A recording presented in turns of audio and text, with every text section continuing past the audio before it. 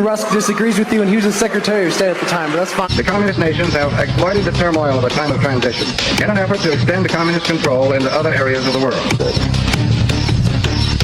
Thoughts on Dean Rusk and America's involvement in Vietnam? I know next to nothing about that. Exactly. One evening in early 1976, a bushy-haired Jeffrey Epstein showed up for an event at an art gallery in Midtown Manhattan.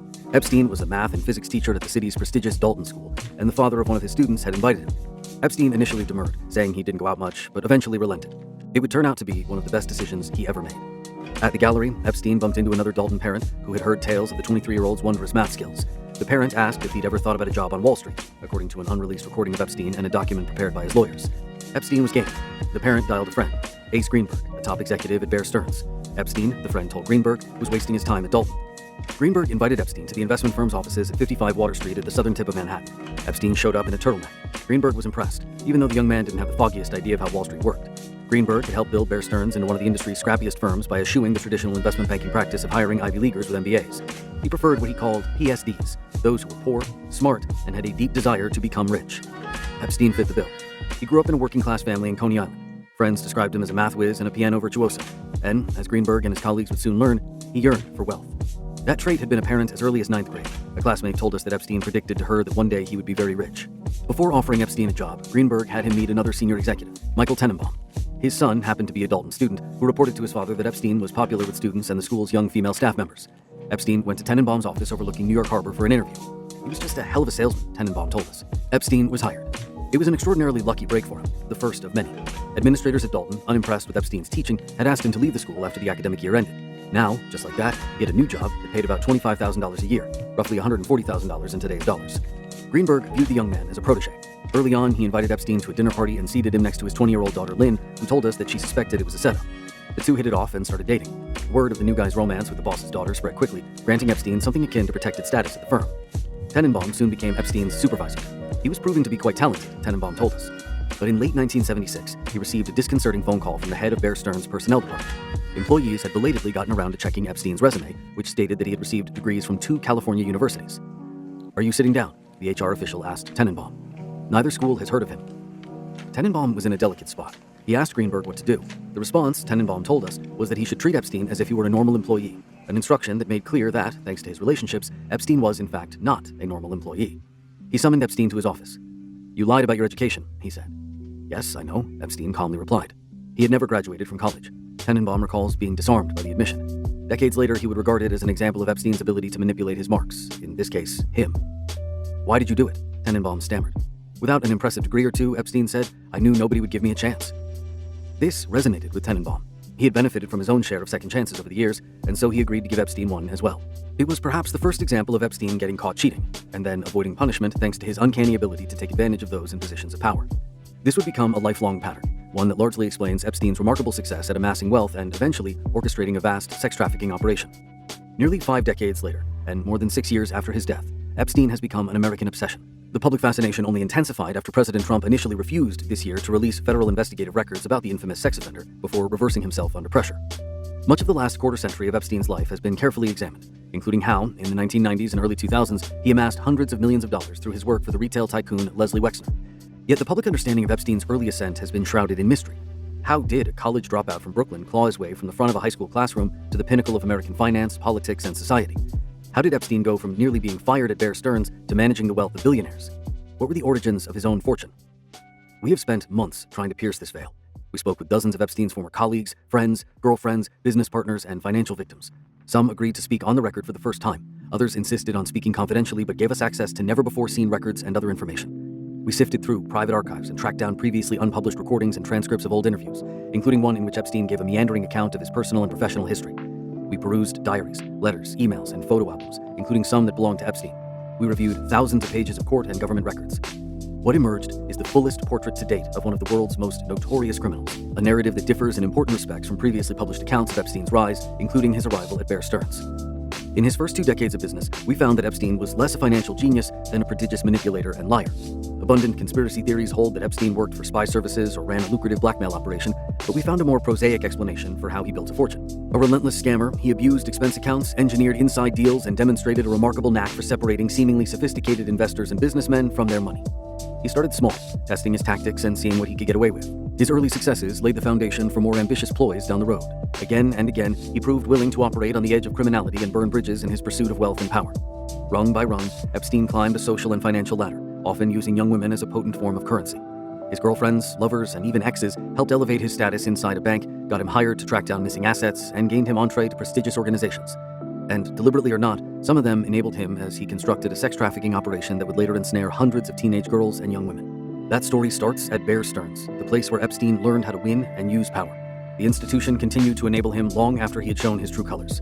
More than 4 decades later, Tenenbaum still regrets that he didn't end Epstein's career when he had the chance. "I didn't realize," he said, "that I was creating one of the monsters of Wall Street." Deeply offended by an internal investigation. Having been let off the hook, Epstein was looking at a bright future.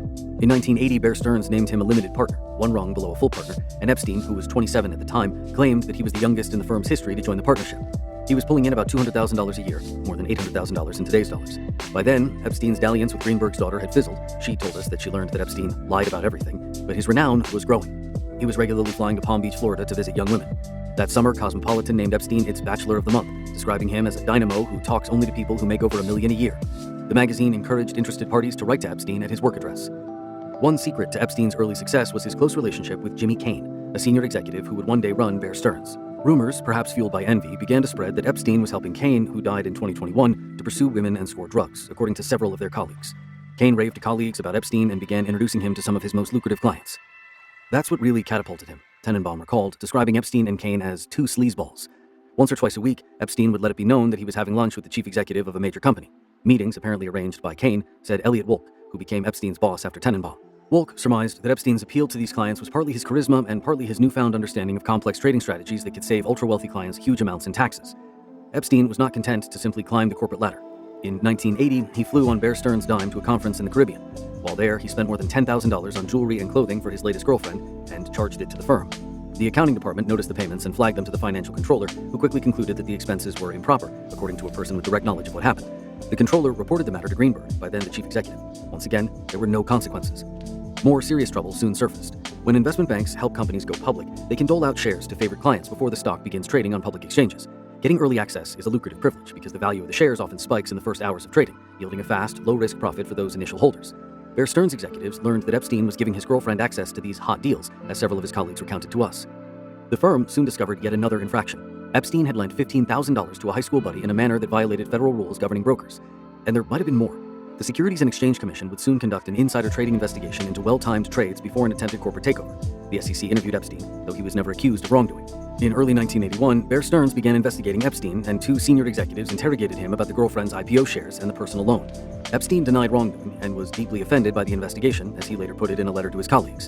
The firm's executive committee decided to fine him $2,500 and suspend him for 2 months, according to a note we reviewed that was sent to employees by the firm's leaders. Rather than accept this indignity, Epstein announced that he was resigning.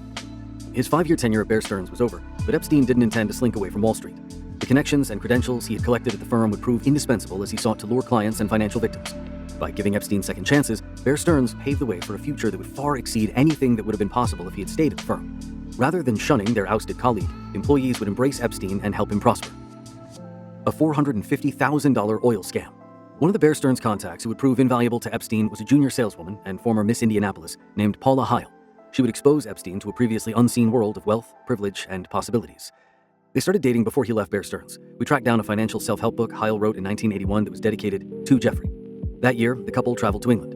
While they were there, Heil took Epstein to visit a rich acquaintance of hers, Nick Leese, at his family's countryside manor. There, they met Nick's father, Douglas Leese, a defense contractor with extensive connections in the arms industry and the British government. He took an immediate liking to Epstein. Soon, Epstein was making regular trips to England and spending time in the Leese's rarefied world. Epstein tutored Douglas's younger son, Julian, and Julian taught him to shoot. Douglas mentored Epstein, let him tag along for meetings with British and international elites, and took him on as a consultant with an expense account. Nick, meanwhile, introduced Epstein to up-and-coming Wall Streeters, according to one who recalls Epstein sitting quietly by himself during a small gathering at a friend's apartment in the early 1980s. He looked like someone who was taking notes in the corner, he told us. Epstein was part of the family, Julian later told Tom Pattinson, a British journalist who shared the unpublished interview transcript with us. Julian died in 2024. It was perhaps Epstein's first close experience with true generational wealth, and he liked the taste enough to help himself to more. The relationship ended a couple of years later when Douglas Leese accused Epstein of abusing his expense account by charging personal flights on the Concorde and stays at luxury hotels. He was very cross and upset about it, Julian said of his father. And he said he didn't want to have any more to do with Jeffrey. Epstein had been spending extravagantly, and despite his lofty compensation at Bear Stearns and his work for Leese, he found himself strapped, even occasionally bouncing rent checks. Back in New York, he joined forces with John Stanley Pottinger, a lawyer who had recently left a senior post in the Justice Department. Epstein, Pottinger, and Pottinger's brother rented a penthouse in the Hotel St. Moritz on Central Park South. The broker, Joanna Cutler, told us that Epstein initially stiffed her on the commission. According to Epstein's friend Bob Gold, Epstein and the Pottingers pitched tax avoidance strategies to wealthy clients, including some whom Gold believes Epstein met through Bear Stearns. The short-lived business partnership has not previously been reported and is especially notable because decades later, Pottinger would team up with Brad Edwards to represent scores of women who accused Epstein of sexually abusing them. Edwards told us he knew only that Pottinger and Epstein briefly shared an office, not that they were in business together. Pottinger would later say he met Epstein through a client. Epstein continued to take advantage of his past affiliation with Bear Stearns, despite having left the firm under a cloud of suspicion. He surprised an acquaintance by answering his home phone, where he took some business calls, by saying, "Bear Stearns." And some of Epstein's former colleagues at the firm saw fit to maintain friendships with him. Friendships that would prove extraordinarily profitable for Epstein. One was Clark Schubach, who had been one of Epstein's managers. Speaking publicly for the first time, Schubach told us he has fond memories of Epstein, who struck him as an outer borough striver, just like Schubach, who grew up in the Bronx. In 1982, he introduced Epstein to Michael Stroll, who ran a pinball and video game company. Stroll trusted Bear Stearns and Schubach. He gave Epstein $450,000, about 10% of his net worth, to invest in a supposed crude oil deal that Epstein told him he was planning. Within 2 years, most of the money had vanished, Stroll later said in an unpublished interview with Thomas Volshow, a professor at the College of Staten Island who has spent years researching Epstein's early years and shared some of his notes and documents with us. Epstein began dodging Stroll's phone calls. At one point, he sent Stroll a quart of oil in an attempt to convince him that a deal was, in fact, in the works. The dispute ended up in civil court, with Stroll arguing that Epstein had promised to return his money but never did. In 1993, Epstein prevailed on technical grounds, and a judge ruled that he wasn't personally liable. Decades later, Stroll remains bitter. He's a despicable prick, he told us. The Stroll scam marked a turning point for Epstein. He had already shown himself capable of betraying friends and patrons who trusted him, but now he had advanced from the flagrant abuse of expense accounts to apparently absconding with hundreds of thousands of dollars. Stroll would later lament to Volshow, "I unknowingly seeded his growth." Bounty hunting in the Cayman Islands. During his time with the Leese family, Epstein liked to tell people that he was a bounty hunter who tracked down hidden money. The Leeses had rolled their eyes. Epstein seemed to enjoy cultivating an air of mystery, but soon enough he would be able to make good on that boast. Around 1982, a mutual acquaintance introduced Epstein to Ana Obregon, a young Spanish socialite and actress. On their first date, he sped her around Manhattan in a Rolls-Royce. She was mesmerized by his charm and looks, but ultimately just wanted to be friends. In her 2012 memoir, after Epstein had been designated a sex offender, she described him as the perfect man I never fell in love with. Even as Epstein was romancing Obregon, he had a serious girlfriend, Eva Anderson, a model and former Miss Sweden. They began dating soon after she moved to New York from a small town in her native country, and many of Epstein's friends and acquaintances have said she was the love of his life. But that didn't stop him from pursuing other women, especially those with money or connections. During his fling with Obregon, the brokerage firm Drysdale Securities imploded. The Obregons, along with a handful of other wealthy Spanish families, soon hired Epstein to help track down their missing millions. Now, he really was a bounty hunter. Epstein brought on his friend Bob Gold, a former federal prosecutor, as his wingman. Gold told us they spent more than a year trying to find the missing assets, which Drysdale had apparently hidden through a Byzantine network of offshore banks and shell companies. They narrowed down the list of banks where the money might be stashed, but eventually hit a wall. Then, one day in 1984, Gold went to Epstein's apartment and found him playing a Rachmaninoff concerto on the piano. All of a sudden, Gold says, Epstein began riffling through a stack of documents and announced that he had solved the mystery. The client's funds had ended up at a Canadian bank's branch in the Cayman Islands. To this day, Gold says he isn't sure how Epstein figured it out. He and Epstein chartered a Learjet and showed up at the bank. Gold warned a bank manager that he could be in legal jeopardy if he didn't hand over millions of dollars worth of bond certificates. Gold and Epstein returned to the United States with the securities. Gold says he and Epstein later drifted apart. Epstein benefited handsomely from his efforts. Coupled with the fruits of his Stroll scam, the payday meant Epstein had almost certainly surpassed an impressive milestone. He was a millionaire. You are someone that's going to help me get where I want to go. By the mid-1980s, Epstein had re-established himself at Bear Stearns, now as a valued client. He was routinely calling his former manager Schubach to place orders to buy or sell stocks, bonds, and options. The firm earned commissions on Epstein's trades and therefore had an incentive to keep him happy. In 1986, Schubach hired a petite 23-year-old named Patricia Schmidt to be his assistant. She told us that her main job was to be eye candy, but her other duties included answering the phones. That put her in regular contact with Epstein. One evening, Schubach, who was a senior managing director, asked her to deliver a sheaf of papers to Epstein at his apartment in the Solo Tower, a gleaming black glass building on the Upper East Side. Epstein welcomed her in, made her tea, and invited her to come back any time to use the building's rooftop pool. Schmidt suspected that she was dispatched to Epstein because she was an attractive young woman. Clark knew exactly what he was doing sending me to Jeff's apartment, she told us. I was his leverage to Jeff. A week or so later, Schmidt took Epstein up on the offer. A doorman let her in, and she went straight to the pool. After she swam for a bit, Epstein arrived at the pool to say hi. He suggested that she check out the sauna. When he followed her in, Schmidt was surprised but not dismayed. He asked if he could give her a massage. Schmidt said yes. It was the beginning of a sexual relationship, which Schmidt chronicled in her diary and until now had remained secret. Epstein saw that Schmidt had potential to further his own ends. He routinely asked her to go to the Bear Stearns library and research his prospective clients. He had her give his clients and acquaintances tours of Bear Stearns or escort them to dinner. Schmidt understood what was going on. It was always about getting him in a position of leverage, she said. I was his plaything. It was like, you are someone that's going to help me get where I want to go. Schmidt wasn't the only young assistant Schubach delivered to Epstein. In a body book compiled to celebrate his 50th birthday in 2003, another woman who worked at Bear Stearns wrote about how Schubach took her to Epstein's apartment and then left, at which point Epstein blurted out, "You are a virgin, right?" The letter goes on to describe Epstein, on a different occasion, tickling and kissing her, and the entry includes a photo of her in a thong. The woman's name was redacted by the congressional committee that released the birthday book, but we reviewed an unredacted page of the book's table of contents. The woman's name was Suzanne Urcha. She had just graduated from college when she met Epstein. In the early 1990s, when Urcha was trying to start a Hollywood career, she turned to Epstein for a loan, according to notes taken by one of Epstein's assistants that we reviewed. Urcha would become a close friend of Melania Trump's and would marry Woody Johnson, the owner of the New York Jets and an heir to the Johnson & Johnson fortune, whom Trump named as ambassador to Britain in his first term. Schubach acknowledged to us that he sent a few young female colleagues Epstein's way over the years. I liked the guy, he said. If there was a single girl who he might have liked, did I introduce them? Sure. A toehold in America's most exclusive social scene. One sign of Epstein's remarkable ascent was the place where he spent his days working. By 1987, he was operating out of the Villard Houses, a complex of 19th-century mansions on Madison Avenue that had been converted into luxury apartments and offices. It was a venue befitting the era's highest rollers, and Epstein aspired to join this crowd.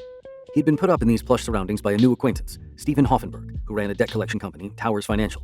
Hoffenberg was also paying him about $25,000 a month, the equivalent of roughly $70,000 a month today, as a consultant.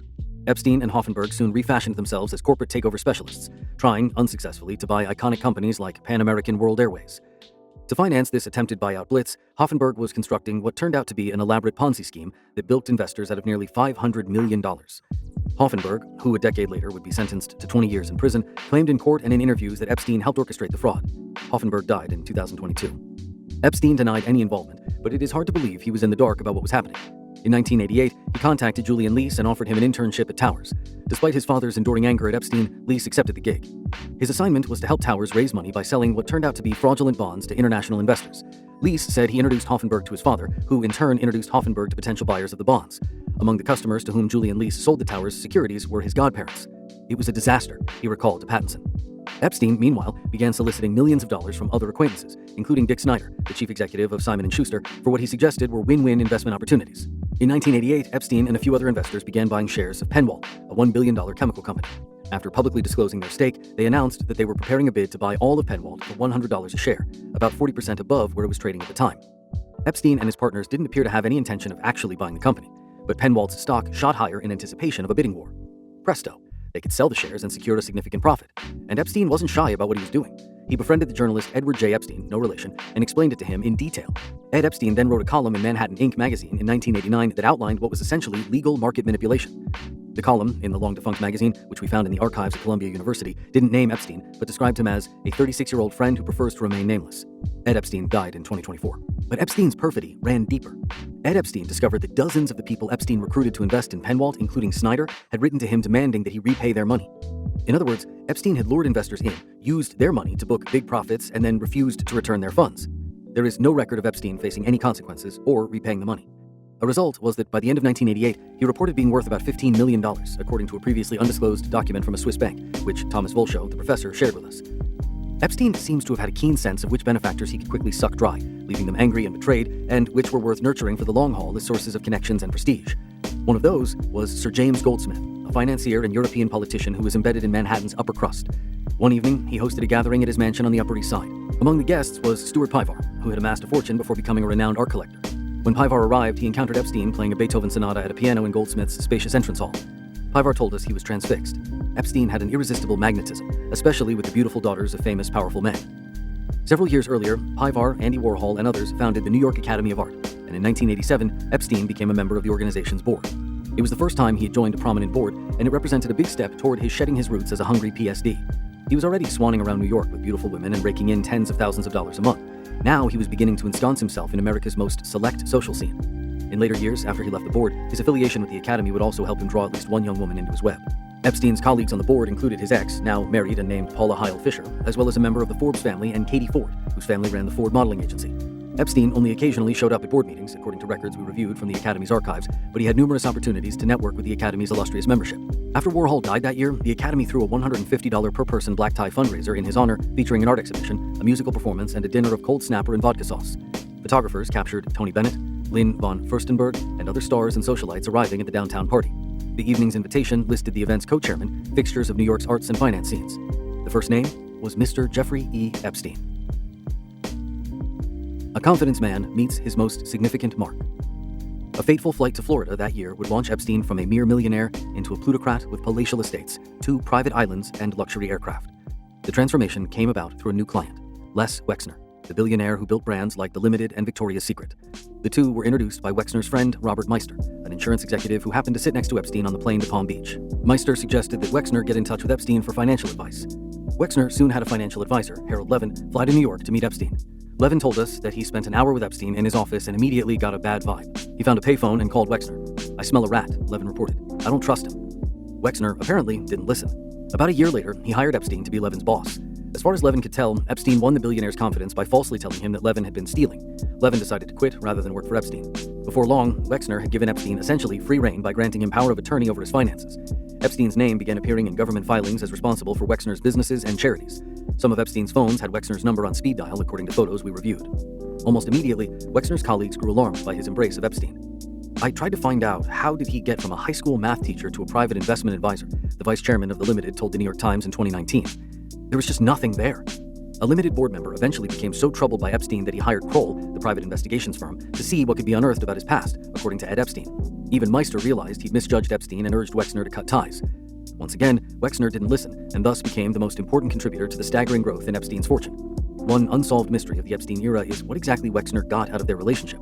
He has repeatedly refused to answer questions, including ours. But Epstein's modus operandi with other wealthy men, including the private equity billionaire Leon Black, was to instill fear that their finances were a mess, that their advisors and even family members were inept or exploiting them, and that only one man had the wherewithal to save them. Epstein appeared to deploy that playbook with Wexner, and to reward himself lavishly. He seemed to be taking whatever he thought he deserved from Wexner's accounts, according to people who later learned what Epstein was doing. The amounts were often measured in the tens of millions. He bought a waterfront mansion in Palm Beach for $2.5 million, about a mile from Donald Trump's Mar-a-Lago estate. Epstein and Trump had become pals in New York, and Epstein was a regular at Trump's Atlantic City casino. A former executive there recently told CNN that the two men seemed to be best friends. In Florida, Epstein began hanging out at Mar-a-Lago, attending parties featuring NFL cheerleaders and calendar girl contestants. He bought another mansion on 30 acres in New Albany, Ohio, where Wexner was building an enormous real estate development. He ditched his one-bedroom in the Solo Tower and began leasing a grand marble townhouse on the Upper East Side, the former residence of Iran's deputy general consul, for $15,000 a month. According to lawsuits that we reviewed, the owner of the Solo building sued Epstein for not paying rent. The townhouse's owner, the U.S. government, sued him for illegally subletting. The owner of the Villard houses, where he by now leased his own office, made similar accusations. Epstein cruised around Manhattan in a Rolls-Royce Silver Spirit. He began donating thousands to politicians and developing relationships with them. In 1989, Epstein accompanied Wayne Owens, a Democratic congressman from Utah, on a trip to the Middle East to explore ways to promote business ties between Israel and its neighbors. Epstein apparently was invited in his capacity as a finance expert, but he struck participants as out of his depth and bored. Dan Gordon, a screenwriter who was part of the entourage, says he warned Owens that Epstein was showing disrespect by his slovenly attire in meetings with Israel's Benjamin Netanyahu and Shimon Peres and Saudi Arabia's crown prince at the time, Abdullah bin Abdulaziz Al Saud, the types of connections that Epstein would cultivate in the years ahead. One of Owens' aides, Michael Yeager, recalled Epstein boasting about his Indiana Jones-like pursuit of hidden assets and his close ties to Wexner. Aside from the money, Wexner's greatest value to Epstein was that he imbued him with new credibility and credentials. In 1989, Ken Lipper, a prominent fund manager, was standing in a ski lift line in Aspen, Colorado, when a stranger approached him. It was Epstein. He said he worked for Wexner, who wanted to invite Lipper to a party in Aspen. Lipper, according to the person who recounted this to us, had no idea how Epstein, who was traipsing through the snow on foot, had tracked him down. But Wexner was a billionaire, and so Lipper attended the party and then met privately with Epstein, who put millions of Wexner's dollars into one of Lipper's funds. In a previously unreported act of dishonesty, Epstein later claimed on a regulatory filing that he was employed by that Lipper fund. Epstein also posed as a Victoria's Secret talent scout, prompting more executives to complain to Wexner about his conduct, to no avail. He began citing his work for Wexner to prove his bona fides to banks, regulators, and journalists. For most of his life, Wexner would be his only publicly known client. A new girlfriend and enabler arrives. Epstein was about to meet someone who would usher him into even more elite circles while also playing a central role in his darkest crimes. His nearly decade-long romance with Eva Anderson came to an end around 1990. In Epstein's telling, the split was the result of a mutual realization that his future did not include staying in one place and having a family. The two remained close until Epstein's death. Shortly after their breakup, Epstein was introduced to Ghislaine Maxwell, the daughter of the British media baron Robert Maxwell. Their first get-together, arranged by a mutual friend, was at Epstein's office at the Villard houses, she has said. When the domineering Robert Maxwell learned that his daughter was spending time with Epstein, he contacted Ace Greenberg and Jimmy Cain, both of whom he was close to see what they knew about their former Bear Stearns employee. Greenberg and Cain apparently vouched for Epstein. That November, Robert Maxwell died suddenly as his business unraveled. Ghislaine Maxwell flew to New York, distraught and short on cash. Epstein came to her aid financially and socially. When a memorial event was held for her father at the Plaza Hotel, owned at the time by Trump, Epstein sat next to Maxwell, him in white tie, her in shimmery blue. By 1992, they were an item. It was around this time that Epstein apparently began grooming and abusing hundreds of teenage girls and young women. Maxwell was later convicted of playing a central role in his sex trafficking operation and is serving a 20-year prison sentence. She recently told Todd Blanche, the Deputy Attorney General and Trump's former personal lawyer, that Epstein was her lifeline. His friends told us that Maxwell tried to train him on social niceties, on what to wear, on how to act like an aristocrat. Not all the lessons took, but with her roster of glamorous connections, Epstein became even more of a staple of Manhattan's exclusive social scene. At one elegant soiree, he met the ABC News journalist Catherine Cryer and held forth about the scientists he knew. Cryer told us that, a few months later, she and Epstein attended a movie screening at the Plaza. As guests milled around in formal wear, Epstein stood out in a white t-shirt. At the event, Cryer introduced him to her friend Elliot Stein, a prominent investment banker. Stein later connected Epstein with Leon Black, who would ultimately replace Wexner as Epstein's most lucrative client. This was Epstein at his most productive, leveraging one relationship to create another over and over and over. While he was dating Maxwell, Epstein continued to see other young women and to flaunt them with powerful men. One of them was Stacey Williams, a former Sports Illustrated swimsuit model, whom he met at a Christmas party that Trump threw at the Plaza. In 1993, Epstein took Williams by Trump Tower. Williams has said that Trump groped her and that Epstein later chastised her for letting it happen. Trump has denied it. As Wexner prepared to wed the lawyer Abigail Koppel, Epstein helped prepare a prenuptial agreement to protect the billionaire's assets. Williams told us that when the time came to sign it in January 1993, Epstein instructed her to deliver the document to Wexner's office in a sexy outfit, along with a joking message. Was he sure he wanted to get married? Williams says she felt uncomfortable about being wedged into Wexner's affairs, but she grudgingly delivered the agreement without complying with the wardrobe request. Using donations to reach the Clintons and Rockefellers. On a freezing Thursday in February 1993, Epstein and Wexner arrived at 1600 Pennsylvania Avenue in Washington. Just weeks earlier, Bill Clinton had been sworn in as the 42nd president. It was the first of many visits Epstein would pay to the Clinton White House. Epstein had become a political donor, including, later that year, $10,000 to help refurbish the White House, earning him a spot at a reception with the Clintons, and that gave him a certain amount of cachet with the new president. But Epstein had something else going for him as well, a new connection named Lynn Forrester. Forrester told us that she met Epstein at a reception for George Mitchell, the Senate Majority Leader, whom Epstein had befriended. Forrester was a successful telecommunications executive, but she rose to greater prominence through her marriage to Andrew Stein, the Manhattan politician who, in 1993, ran unsuccessfully for New York City mayor. The end of his mayoral campaign coincided with the end of their 10-year marriage. Now, Forrester and Stein were feuding over how to divvy up millions of dollars, and Epstein apparently convinced Forrester that he could protect her from getting ripped off. It was a version of the same tactic he used to get in Wexner's good graces years earlier. A source told us that Epstein called one of Stein's lawyers, claimed that Forrester had empowered him to negotiate on her behalf, and demanded that Forrester, as the couple's primary breadwinner, walk away with a greater share of the assets. Forrester told us she has no idea whom Epstein contacted, nor why he thought he was empowered to do anything on my behalf. It was an opportune moment for Epstein to ingratiate himself with Forrester, whom Clinton had appointed to a White House advisory commission. On at least one occasion, Forrester brought up Epstein in a brief private conversation with the president, according to a letter first reported by the Daily Beast that she wrote that mentioned Epstein. He became a regular visitor to the White House, sometimes with a girlfriend in tow, according to records housed at Clinton's presidential library. Forrester says she has no recollection of having anything to do with Epstein and the White House. She says she cut ties with him in 2000 after he deceived her on a property transaction. I was a very small part of Epstein's life, and he was a blip on mine, she said. By 1995, Clinton and Epstein were sufficiently chummy that he wrote a get-well-soon note to Epstein's ailing mother. Hang in there, the president scrawled on a yellow post-it, which Epstein saved and we reviewed. The president knew nothing about this guy, said Angel Urena, a spokesman for Clinton. Nobody did. Around the same time, Epstein began developing relationships with the scions of two of America's wealthiest families. One was Libet Johnson, Woody Johnson's sister and also heir to the Johnson & Johnson fortune. Epstein oversaw a trust that held some of her land, and Maxwell told Blanche that Epstein in the mid-1990s provided Johnson with the same sorts of services that he offered Wexner. In 1994, Johnson gave more than $2 million to his J. Epstein Foundation, according to filings we found in Indiana University, Indianapolis's repository of old charitable records. Epstein used the foundation to procure access to prestigious organizations and influential people, including David Rockefeller, the heir to the industrial fortune. Soon after the foundation was established in the early 1990s, it began donating tens of thousands of dollars to Rockefeller University, a prestigious research institution, and the Trilateral Commission, which Rockefeller had established as a forum for some of the world's most powerful figures to discuss global problems. The donations appeared to have their desired effect. In 1995, Rockefeller welcomed Epstein to the board of Rockefeller University, according to prepared remarks we found in his family's archive.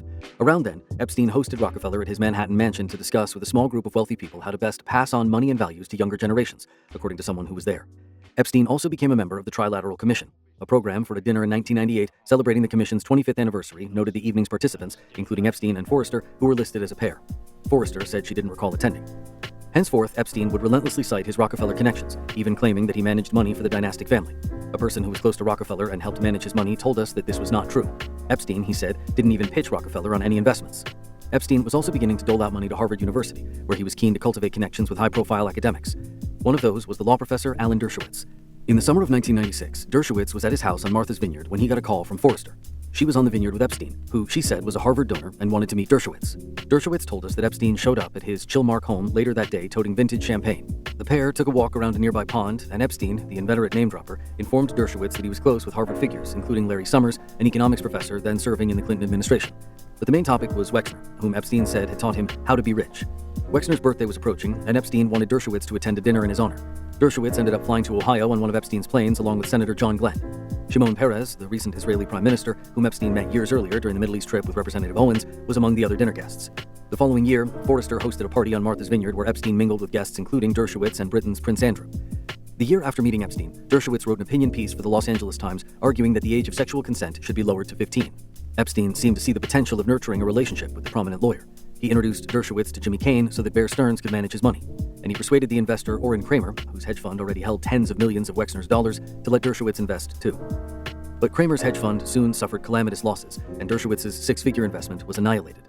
Epstein demanded that Kramer make Dershowitz whole and threatened to make his life miserable if he refused. They eventually negotiated a compromise. Kramer would refund Dershowitz's investment if Epstein agreed to keep at least $30 million of Wexner's money in the struggling hedge fund. As a result, Kramer would receive enough fees from Wexner to cover the cost of reimbursing Dershowitz. Keeping Dershowitz happy proved prescient. He would become one of Epstein's highest-profile and longest-serving defenders. In 2005, the parents of a 14-year-old girl in Palm Beach told the police that Epstein had sexually abused her. That led to state and federal criminal investigations. Dershowitz and other lawyers engineered a sweetheart deal in which Epstein escaped federal prosecution, pleaded guilty in Florida to soliciting prostitution from a minor, and received a light jail sentence. He also had to register as a sex offender. Presumably without intending to, Wexner had subsidized Epstein's long-term and fruitful cultivation of Dershowitz. I told you I would make it very big. In 1999, Julian Lease knocked on the imposing wooden door of Epstein's Manhattan townhouse. It had been years since he'd last seen Epstein, when Lease interned for Towers and lost his godparents' money, and even longer since Lease and his family taught a young Epstein to shoot and to mix with aristocrats shortly after his departure from Bear Stearns.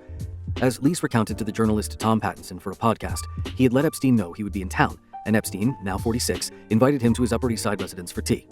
A butler waved him inside. Soon, Epstein descended the sweeping staircase. "My boy," he declared, "I told you I would make it very big." There was no doubt about that.